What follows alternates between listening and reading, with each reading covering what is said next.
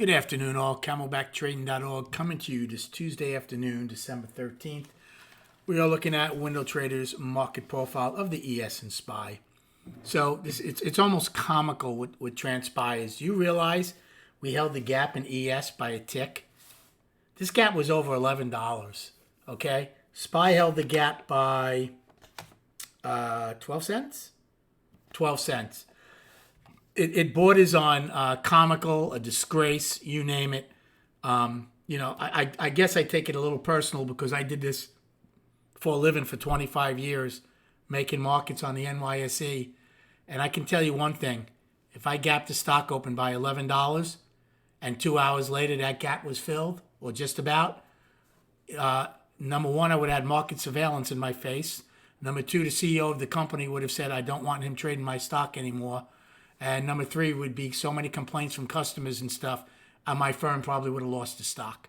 Now, I don't have a problem with it happening, but let's set ground rules to be ground rules then.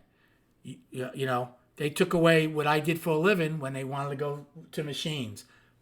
I had no problem with that. But then let's cut the crap. There should be no halting of any trading in indices. I understand in individual stocks.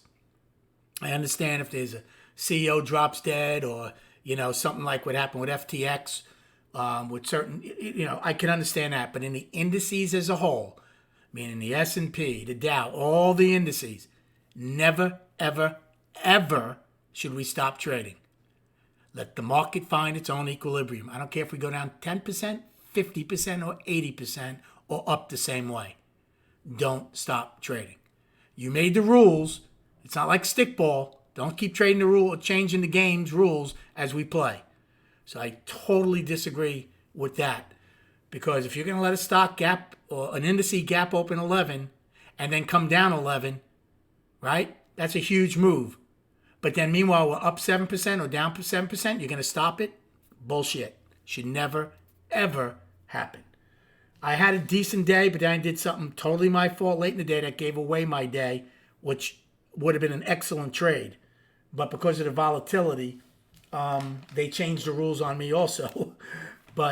So first off, let's go over what happened today. I know this might be a little longer. I'm exhausted, by the way, but I'll get through this. We got with a triple distribution day in Qs, right? 3 sets, the single prints, 3 distributions. Yesterday we had a trend day also. Russell. Double distribution today, double distribution yesterday, okay? We go out with a triple distribution day down. We had a triple distribution day up yesterday. Amazing, okay? How the fragileness of these short-term traders, they just shatter. Glass shatters all over the place. But then also how mechanical it is to literally stretch the weekly balance high by 50 cents and that's it. To miss filling the gap by a tick. Amazing. So I did nothing in A period. I had a good short in B period when we were coming in to take out A's low. And then I took a long in B period because I didn't think we'd have single prints. The first one worked. The second one didn't. I lost money on that as it looked like it was going to go trend. I said, forget it. I'm out. I did have a very good D shorting, E shorting, G shorting. Okay? So I shorted D, E, and G. Did well on those. All one lots. These are all one lots. Trying to get between 2 and 4 points. H period, I actually took 2 longs because I thought we were going to stop the one-time framing down. We did. Took another long to go fill that first set of single prints. That worked out. I period. I thought we might get an afternoon rally high. I shorted it 3 times. Twice I made money. Once I lost. Nothing big. But here's where I got in trouble.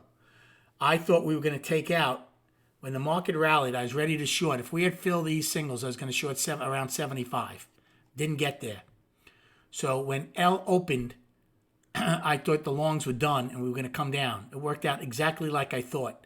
I took a 3 lot at, I forgot, I told the room, where was it? 47, 47.50, something like that. But lo and behold, I hit it God knows how many times. I was short 9.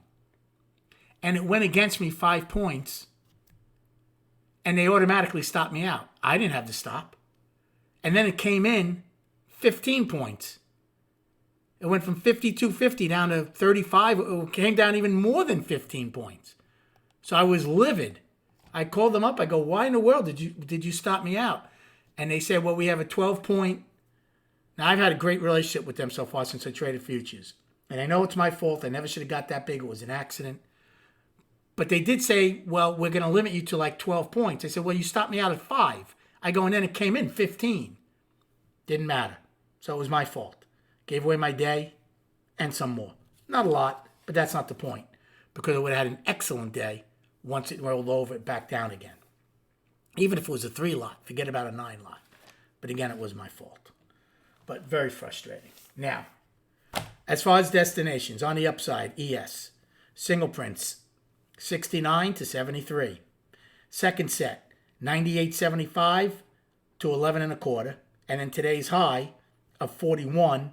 And then we still have single prints from August 26, 41 and a quarter to 50 and a quarter. Now, why am I not using K as an afternoon rally high? Because it's so close to the top of the lower distribution, it's kind of redundant. If we get K's high, you know what I'm saying? So it's only maybe a point or so away. So it's just not worth it. Same with SPY.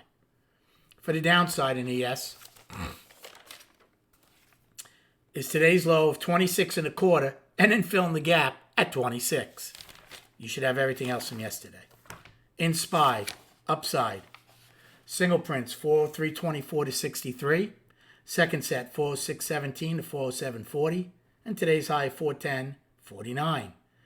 Downside 399.07 and fill in that 12-point gap at 398.95. So remember, we have a lot of time before the Fed tomorrow. So you have a triple distribution day here and one here. Now let's go to the charts. So, what has changed in the bigger picture? Nothing. The monthly is balanced. We never took out September's high, 411.73. Right? Today's high is 410.49. Pre-market means nothing. So we're still in a 4-month balance on the monthly. Now the weekly, again, the high is 410.49. This is the overnight high, 414 and change. That will go away. We stretched a 5-week balance today. That's all we did, by 49 cents. So we'll see by the end of the week or tomorrow, do we come back above it and go up in the weekly, or do we just stretch the upper end and come and test the lower end?